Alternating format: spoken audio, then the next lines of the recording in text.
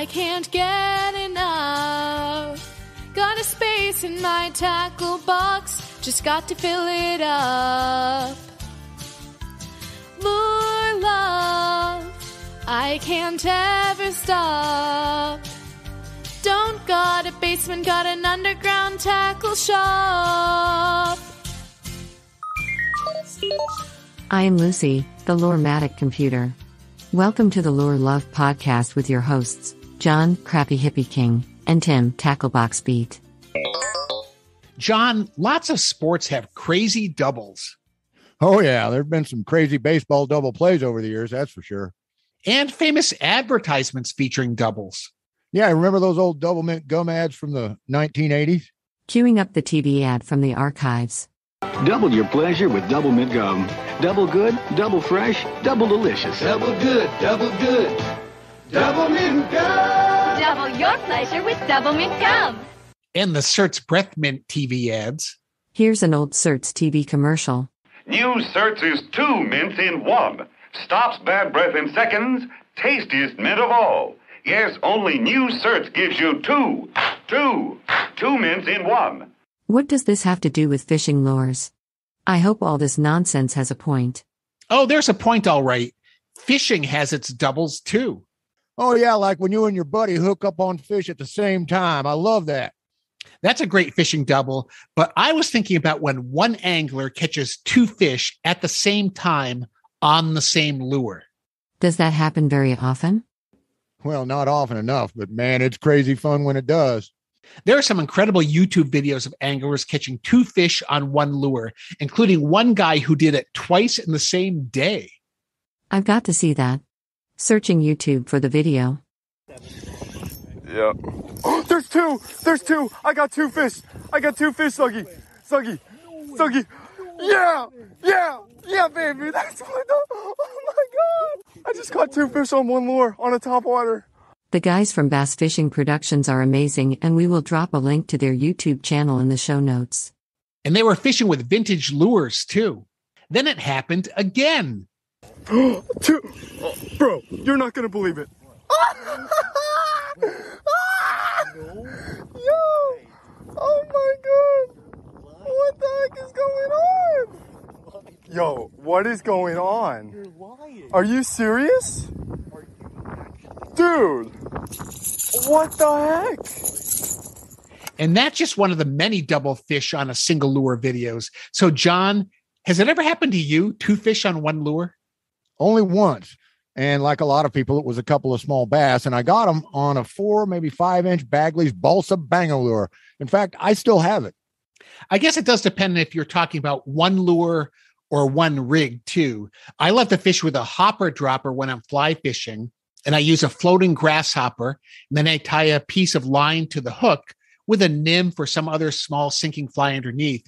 And you can often double up with fishing for panfish with this rig. And I've seen people double up on trout, too.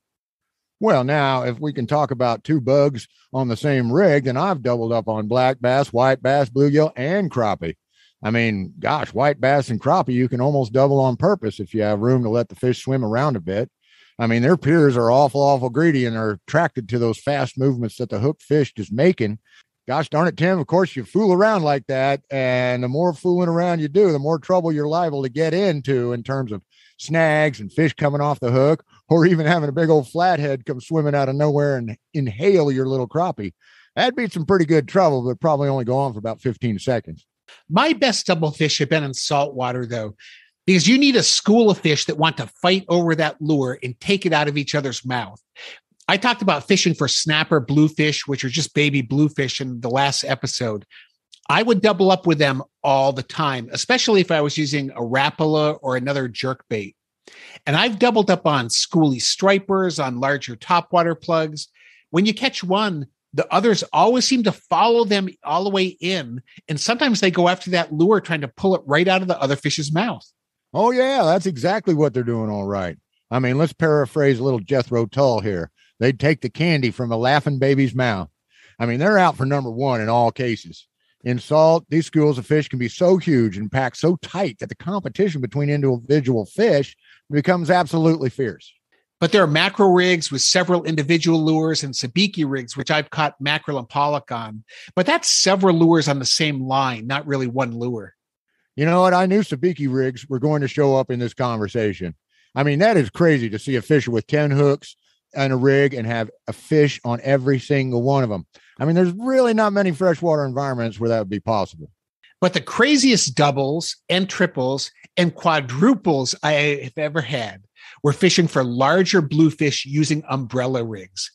They had 4 20-inch arms with a lure on each of those arms, and then another lure in the middle for a total of 5 lures.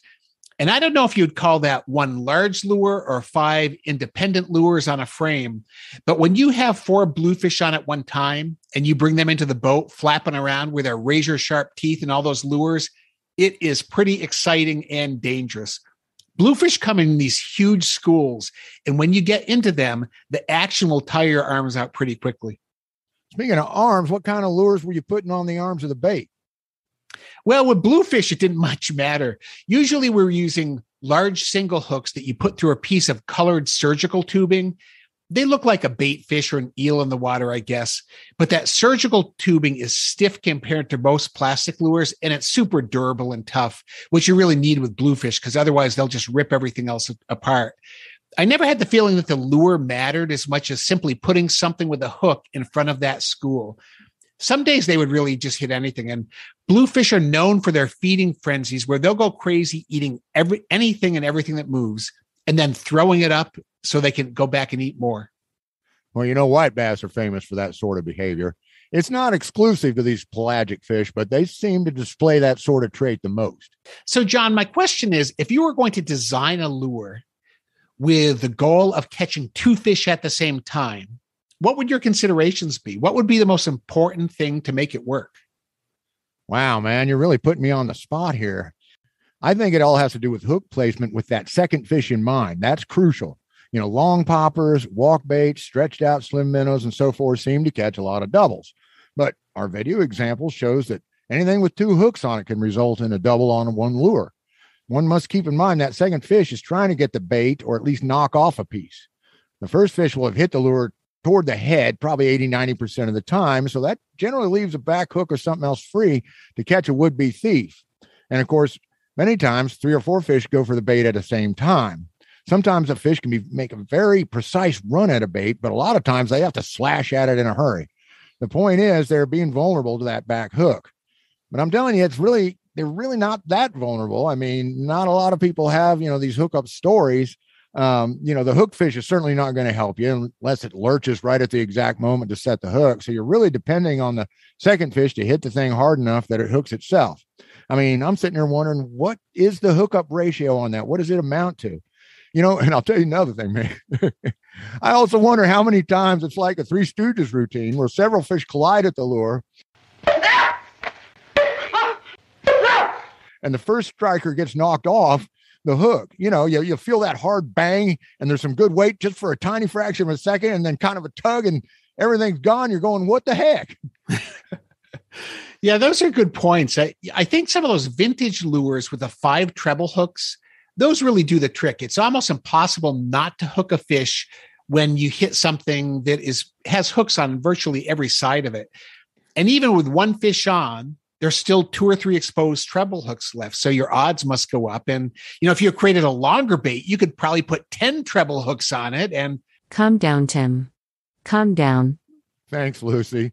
The only technical intuition I have is that I feel that a one-piece hard bait might be a better bet than a jointed one because the hook's going to stay put and not be swinging around every which way due to the gyrations of the first hook fish.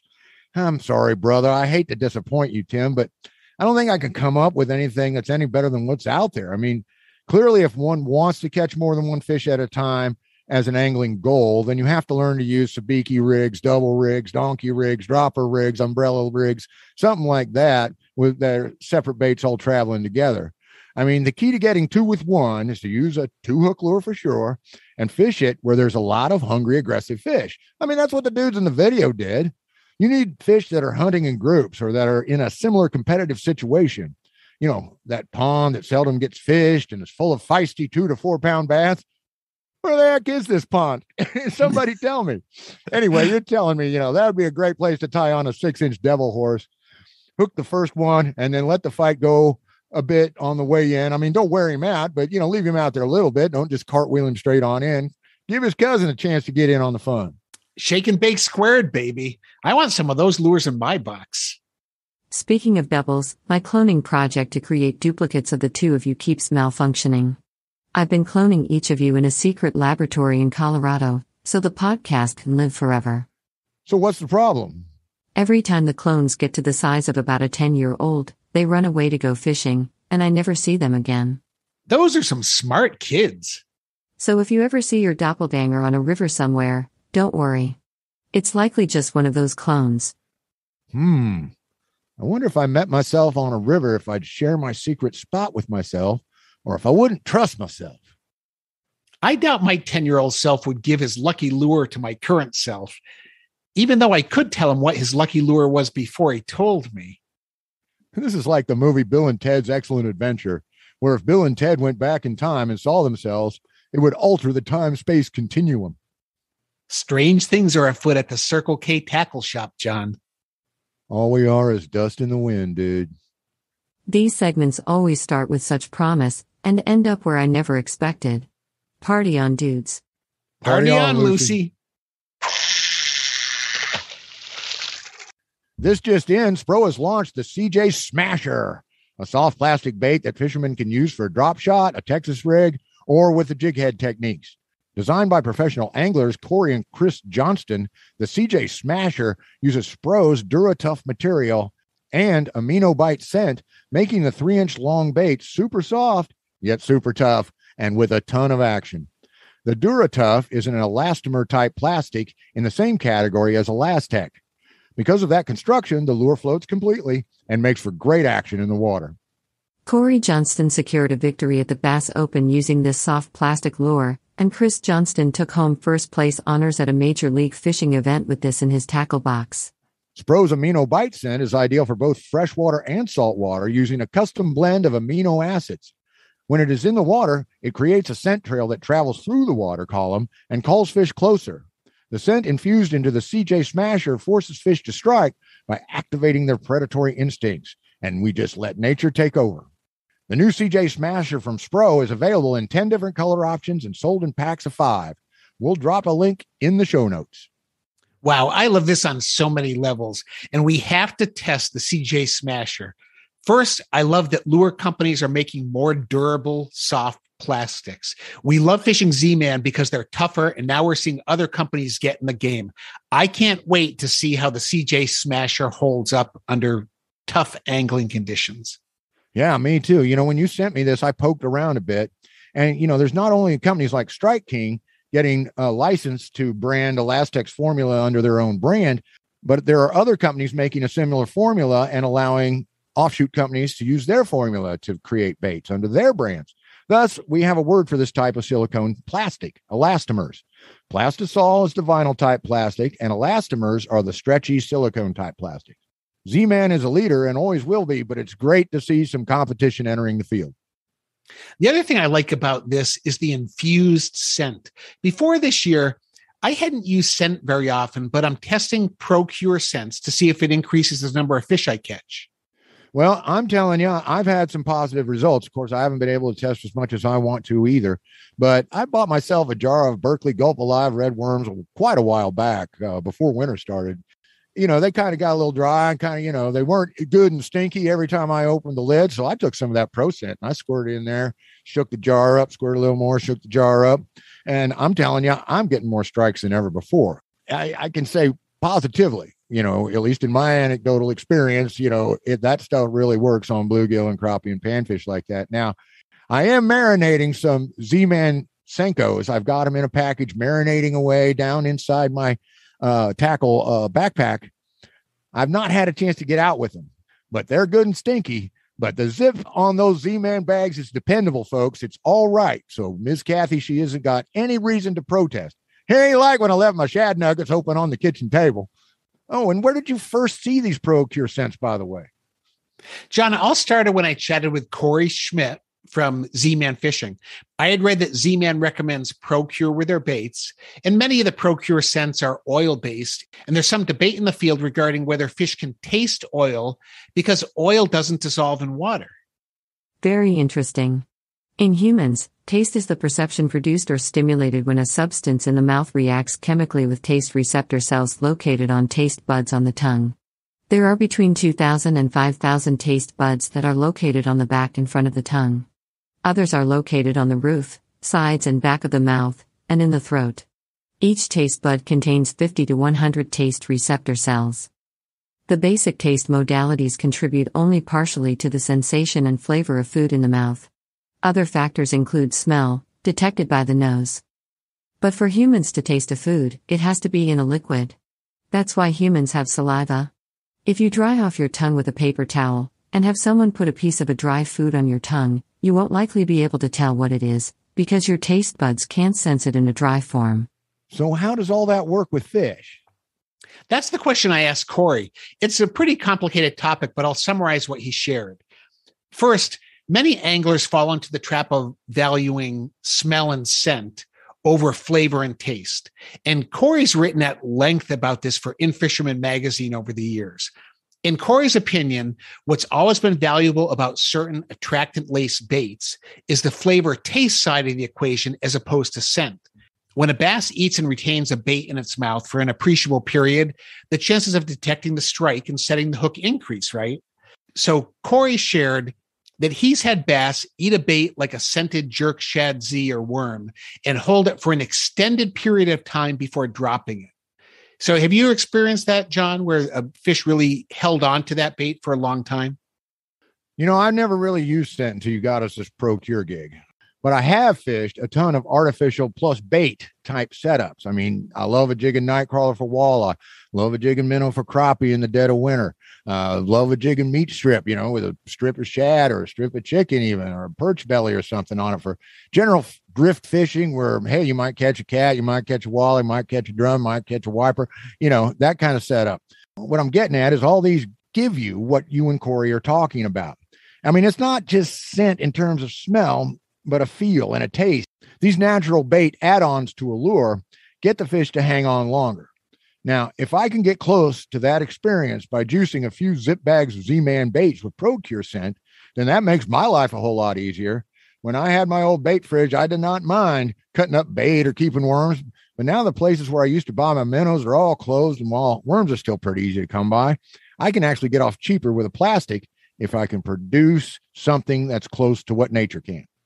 In some cases, Corey's almost reeled a bass all the way back to the boat with ProCure Lace Jerk Shad Z, when that fish just refused to relinquish the meal that was in its mouth. And bass rarely, if ever, retain baits, including soft plastics. You see these videos where they'll take them in and spit them out and take them in and spit them out. But if you have that secondary attractant, maybe it gets them to hold on to that bait a little bit longer because it's already soft. It's a soft plastic. So that feels like a live bait. And now it has the taste that goes with it. Well, I hear exactly, what you're saying there, Tim. I mean, I don't know if a scent is required because I have had bass and pike too locked down on a lure and then just basically open their mouth on the side of the boat and let it go. They were never pinned in the first place, which is kind of discouraging because they were giving you a good for real fight there, but it's funny to me because a lot of folks think hook fish thrash around in terror the way a human would. But a lot of the time, I think it's more of a matter of like playing pull the rag with a dog. Those predators just don't want to let go of their hard won food. I mean, that they're tricked and being sucked up by a mothership doesn't seem to occur to them sometimes. And they're just trying to keep hold of that food. They're just trying to keep it from getting away. But then they see the mothership. And that's one reason circle hooks, for example, work so well when you learn how to use them properly. I mean, as the fish, struggles and shakes his head to hang on to that bait, the worse it gets for him because the circle hook will just slip right in the corner of their mouth.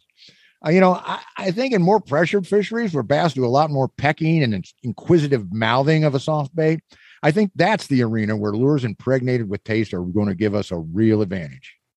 Corey also shared that relative to other fish like catfish or salmon, bass have a much less developed sense of smell, and they mostly use their sense of smell as a social function, giving cues to other bass and receiving cues from them. So spawning cues, for example, have been shown to be smell related. Yeah, but don't practice that at home, okay? That's for the bass only. Don't get yourself in trouble. How does Kathy put up with you? Bass also seem capable of perceiving smells given off by wounded or stressed bass, as well as perhaps prey fish. But while smell may serve some small function in bass feeding, smell is dwarfed by the importance of sight and vision and sound and vibration and secondarily taste. It's true that oil doesn't dissolve in water, but as fish constantly swim through the water, they're constantly ingesting water into their mouths and expelling it out their gills. So it's logical to assume that fish may be tasting the natural oils exuded by bait fish such as shad as they swim. And bass are known to be equipped with a large concentration of taste buds lining their lips and exterior and interior of their mouths for a very specific reason, feeding. Maybe instead of saying smelling or tasting, perhaps a better word would be perceiving.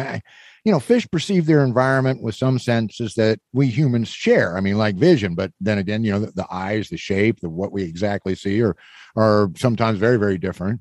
But of course, fish have other senses that we lack entirely. I mean, to get a fish to strike, to flip that on button, one must stimulate a variety of factors, or like we say in fishing, pull enough of those triggers to get the collective senses of a bass to send enough, or any other fish, but to send enough signals to the fish's brain that says, hit that thing. Now, let's say we have a lovely little mountain stream full of native cutthroat trout that seldom, if ever, get fished at. And the number of triggers with these is going to be few, and they're going to be relatively easy to access. I mean, you could probably use a size 16 Adams all day, and your cast don't have to be perfect or anything like that. Heck, you and I, Tim, could probably catch a few, no matter how uncoordinated and ungracious our cast may be. But you get a city lake where people fish all the time, and the fish are wary, and their senses are trained to avoid lures and baits because survival wins out over the need to feed. The easy triggers are now not so easy anymore because their experience and their intelligence is acting upon the sensory input. But all fish have moments where they'll lose their heads and become a lot easier to catch. For example, if a fisher goes to that pressured lake in a steady rain, they might do real well because probably no one's going to be out there. And we all know stories about fished out lakes turning out amazing catches because anglers figure out to start fishing at night. Now, not everybody can do this that wants to, and I feel your pain. I know the feeling. But really, as much as I've heard about it and the limited times I've done it, I've been very successful. You got to know night fishing changes the level of importance for certain sensory receptors. Sight goes on the back burner, for example, whereas vibration becomes way more important. And I assume scent, taste, mouthfeel, that's going to factor in more as well. That's such a great point, John. I know one of the rivers that I fish in, it's very heavily pressured. And I've caught some big fish out of there almost always when I've got there before dawn. So it's darker and you have that stealth. And so oftentimes fishing at night or in those bad conditions, it does make a big difference in what you catch. Because if you go there Saturday at 2 p.m. and people have been there all morning and the sun's bright, those fish just do not want to be around. So that's a really good point. I told Corey you were a genius about this stuff. Well, thank you, Tim. Well, listen, I'm telling you, we had Corey in the first bit. We got Corey in this bit. When I have a grandson, I'm going to tell Sarah, you best name him Corey. Don't name him John, because Corey seemed to know what they're going on about too. Corey went on to say that in saltwater, anglers use oils from species such as menhaden to create chum slicks. And it's no coincidence that predatory fish will swarm behind the boat when those oils are being slowly drizzled into the water. They're likely smelling or tasting the fish oils from some distance and tracking them back to the source, which is the boat. That was one of the factors which led Z-Man to use an oil-based attractant, ProCure, in bags of certain baits such as the scented Paddler Z and the scented Jerk Shad Z. Okay, so tell me, what did they specifically like about the ProCure line of scents?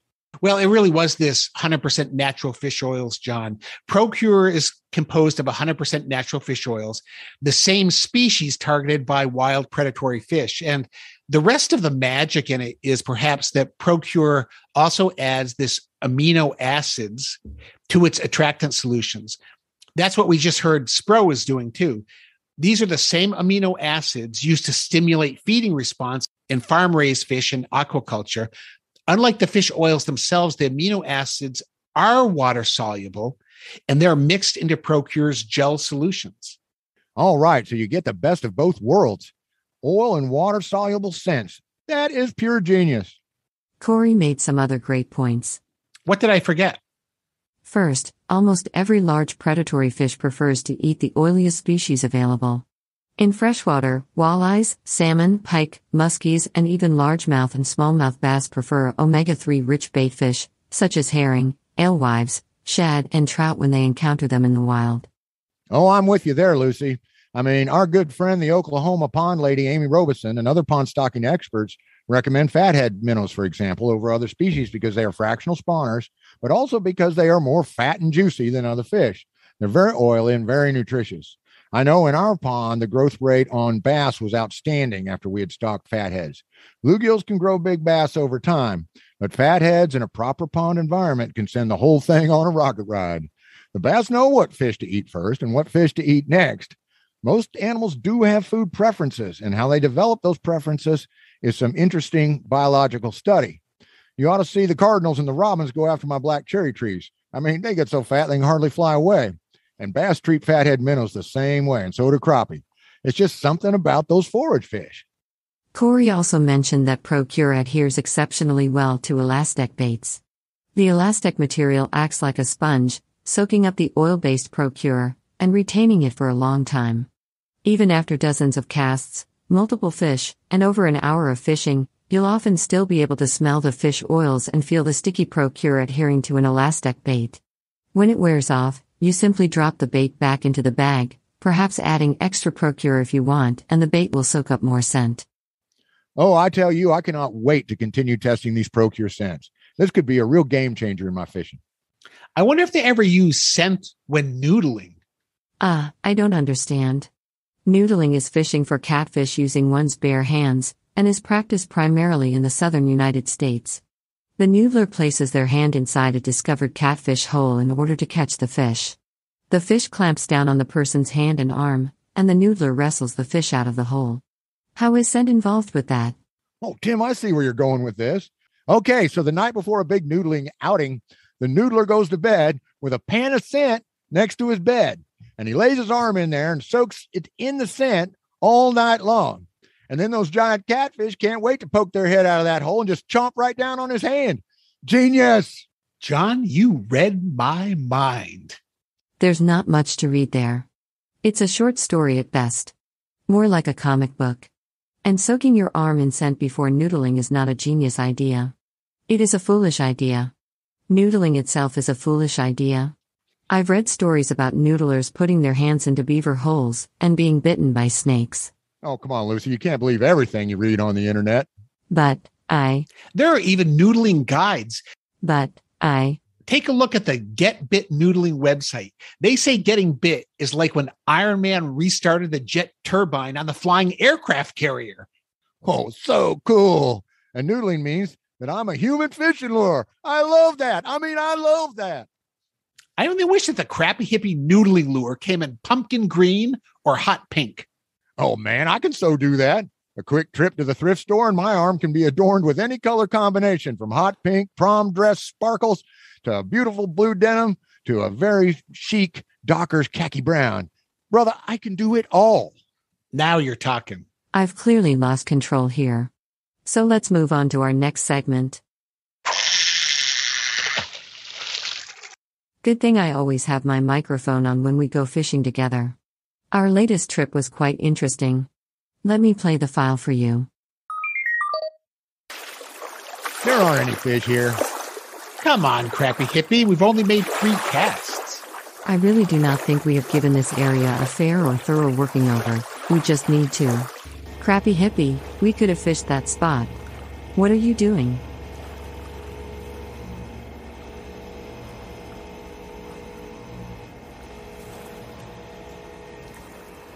All right, now this is where we need to be. Yeah, but you just came in at full power and made a huge wake that's tossing the lotus pads around. We certainly did not sneak up on them. Now, where is that stupid tube? I put it over here? No, wait. I think it's in here. No, over there. There it is. Is that it over there? Dang it, where the heck? I'm happy to run the trolling motor, but you have to drop it in for me, remember? Huh? Oh, no, it's okay. I got it. Where's my medium action spinning rod? Leave it over here in the panel box. Crappy hippie, look out. Huh? What? Oh! Dang it. You knocked right into the deadfall I wanted to fish. If they haven't run clear off, you've definitely put a lock on their jaws. It's tough enough fishing out here on a summer weekend with all these other boats around without you spooking the fish on top of everything. Oh, sorry, man. You are so right. I have screwed this place clear up. Let's just go. I disagree. This is a big cove with a good creek running into it. There are some other spots that we could try right here. It takes patience to catch. Crappy hippie. Not again.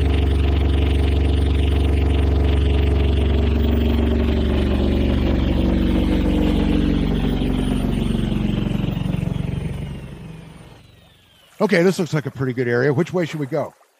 What was wrong with that spot over there? I want to go over there. There's 2 boats up in there already. It's already fished out. The guys working that grass bed are pulling out.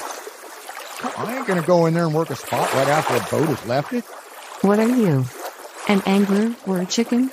Yeah, our good friend Angie Scott says you should never be afraid to follow another angler if the spot has potential. I didn't see them catch anything, but they only worked it for about 15 minutes, maybe less. There ought to be some fish in there. Now, why do we want to go over there, Tim, if they didn't catch nothing? Look at it this way, crappy hippie. Maybe we ought to work this over because they did not catch anything. My scanners indicate that this grass bed has all the classic elements of good largemouth habitat. If they did not catch any fish, then that means they are still in there. I like that logic. Temporarily disabling the motor. No way, Lucy, don't! Now, crappy hippie. All we have is the trolling motor. And I am going to run it.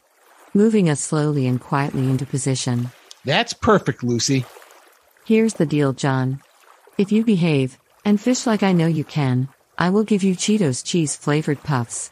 But if you continue to act like a spaz, you will lose Cheetos. Do you understand? Oh, so you're using the old horse and carrot routine on me. Yes, but it is the crappy hippie and Cheetos routine in this case. Okay. Oh, let me rig up. I think I'm going to start with a small spinnerbait. That's 5 Cheetos for you. Downsizing your lure is a good technique for pressured lakes. Oh, boy.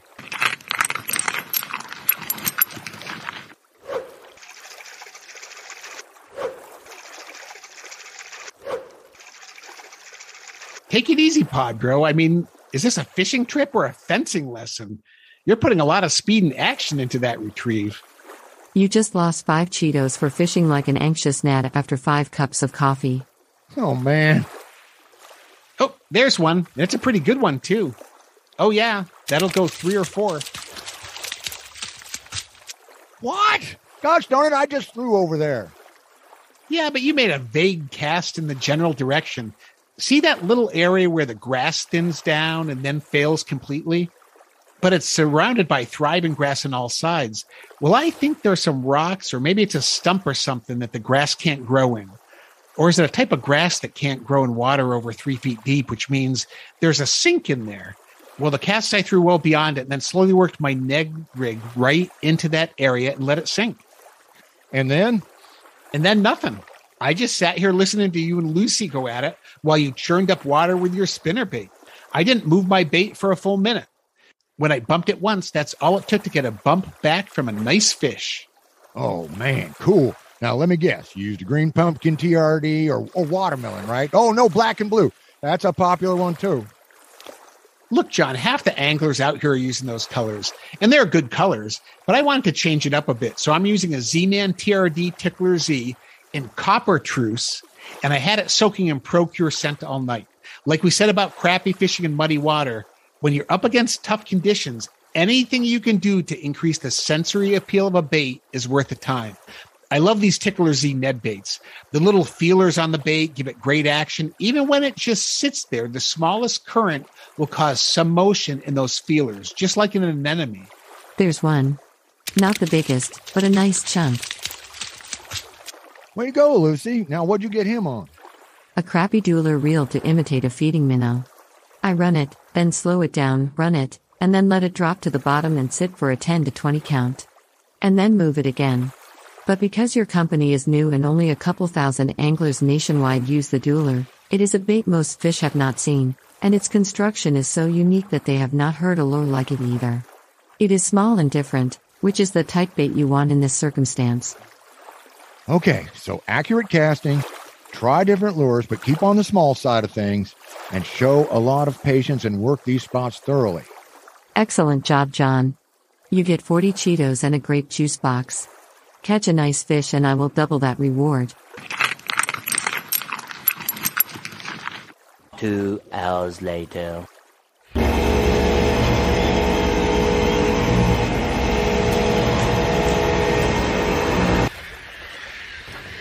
Okay, we're back at the marina. I'm going to return the boat. Lucy, keep an eye on Crappy Hippie, would you please? Oh, man. I don't feel so good.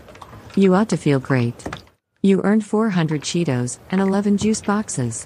Between the three of us, we caught more than 20 nice fish out of that spot, and you got the biggest. A 5.5 pounder. No one said you had to eat the rewards as you earned them. Yeah, I guess I could have saved some for later. What's wrong with your friend? He got a weird orange or purple camo face on him. Just a case of risk and reward. It took some kid food incentive, but we finally got him to slow down and fish. Well, that was a good idea. I mean, yeah, snacks, man, they could really help a guy think. I'm telling you, y'all the only ones to find a good bunch of fish today. Seems like everyone's been through here, caught a couple of fish, but you guys really found them. Uh-oh, I'm warning you, that splotchy hippie fella looks a lot like my grandson right before he... sprayed my truck cab with Cheeto chunks. Well, at least your friend lost it into an empty boat slip. Oh, aren't we lucky? Come on, Crappy Hippie. Hey, brother, your droid is really cool. Where can I get one? Shh, don't let her hear you. I know she looks kind of like a droid because of the track drive mobility system I made for her, but she is not a droid. Certainly not. While I am mobile like a droid, I am actually a Lurematic supercomputer. And Tim and Crappy Hippie are my servants. Whoa, okay, well, I'll tell you, your hearing's excellent too. But I tell you, it might be a good idea to get your one servant some 7-Up and Pepto-Bismol. He don't look so good. Thank you, sir. We will take care of him. Tim is hosing him off for the ride home as we speak. It has been a pleasure to make your acquaintance, Ms. Lucy. And yours, sir. Mister? Wilcox. Wilcox is the name. Shorty Wilcox, but my friends call me Shadfart. So please just call me Shadfart.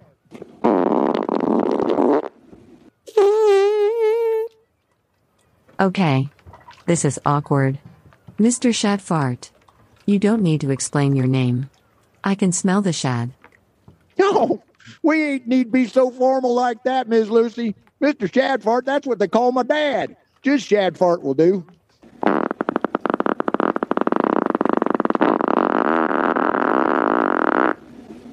Well, Shadfart. We must be going. Tim, have you gotten Crappy Hippie into the car? I hope you covered the seats with trash bags. We are good to go. See you next time, Wilcox. Bye now. Smell you later. Now back to the tackle shop to talk about lures we used today, and why.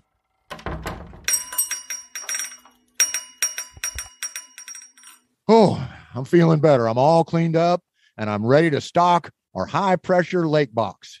We caught a total of 22 bass. Crappy Hippie got 11. I caught 5, and Tim caught 6.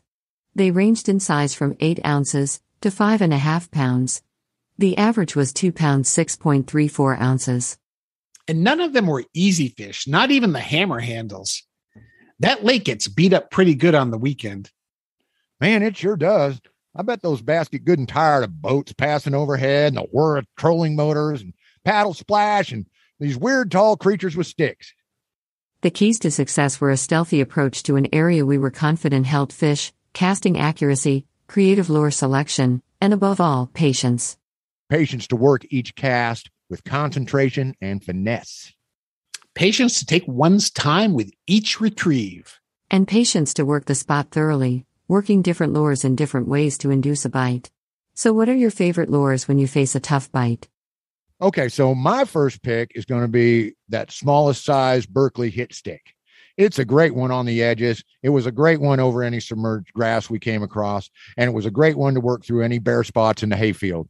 I'm telling you, folks, jerk baits aren't just for early spring. They work all 365.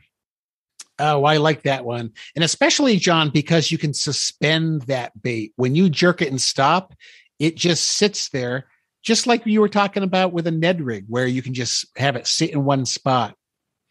Also, those things cast like a rocket, and you can get them exactly where you want them. However, I stuck with plastics most of today. I like the Ned rig Z-Man TRDs on an offset hook so I can fish weedless. Finesse fishing for bass with a medium action spinning rod is what I do. I just love it. One of my new favorites are the Z-Man long shots. I tend to like fat worms like TRDs and Senkos, and I find myself getting a bit of tunnel vision when it comes to worms. I had a feeling the fish had not seen these long, thin style worms very often. They have great action, and they work great on a drop shot for a couple of fish, including my biggest today. I like John's Angle King and Crappie Duelers. The Angle King has 3 line tie points on it. Attaching the line to the back tie causes the lure to swim at a 45-degree angle. It also allows you to retrieve the lure very slowly. I was able to work it over and through a lot of the grass. The Dueler is only 2.5 inches long, a perfect small bait for the situation. And, of course, underspin jigs like almost any jig are easy to cast with accuracy. Well, thank you, Lucy. Yeah, they are good lures, and they're noisy lures too, what with that 2-blade setup. Another spinner, though, I like to use, and you saw me use it a few times out there, was either a Beetle Spin or a small spinnerbait. But sometimes you don't want a lot of vibration. What? Now, don't get all tense and turn red on me, crappy hippie. Everybody loves a spinner. But if the bass are very spooky, a lure like a Johnson Silver Minnow can throw a bit of flash and get through the grass, drop in the holes, and draw strikes with a much more gentle swimming motion. The trailers add that movement and allow you to swim that bait along more slowly and gracefully. You know what I wish we had but did not take, was a hollow frog. A topwater frog would have been very useful as we worked our way deeper and deeper into the grass bed. Okay, good one, Lucy. Let's make sure and put 2 or 3 in right now. Let's say these Strike King models are tried and true. Everybody loves these. Let's put them in there. But, here, check this out. This is a new product I saw on Raw Fishing. They're called froglets. They're half-transformed frogs from American Snakehead. Aren't they cool? Oh, yeah. They still have part of the tadpole tail, and they appear to be an elastomer-type plastic. Now when it comes to plastics, I want to make sure we have all we need here for Ned rigs, drop shots, Carolina rigs, Texas rigs, and Neko setups. Let's make sure Tim's new Neko nail weights get in the kit. Because as you move deeper and deeper into cover to find these nervous fish, a rig with weed sneaking capability is essential. And that means plastics. And you want a lot of natural colors. But you have to have an open mind. Half and half contrast can work well, and I don't go anywhere without some zany colors like a hot pink, Wonder Bread, or a sweet potato pie. So I put those in there. Not all plastics for shy bass need to resemble a bow hunter's cap. Agree. So go ahead and put this green apple and brown one in there too. That's one of my favorites. Here's a few swim jigs. Here's a couple football jigs, and let's make sure we do with weed guards on all of them because we're going to be fishing in some dense cover. And some ProCure scent as well as a couple packs of Boyd's Bites hand-rubbed, garlic-infused lizards and worms. Like you say, we want to get the fish to fire on all their sensory cylinders. That's just about it. I want to put in one last lure, a vintage Devil's Horse stick bait. Oh, man, that's awesome. I used to fish with those when I was a kid. Okay. Speaking of when I was a kid, I'm going to make my last offerings these old MirroLures. I have a classic red and white 3-incher articulated floater, and I have a jointed silver 1.5-inch slow sinker. You will not believe how many times that tiny little bait, that tiny little MirroLure minnow bait, has saved the skunk. My last choice is a Heddon tiny torpedo. When it comes to surface lures, sometimes it pays to drop the plop and go with a prop. Okay, only one question remains.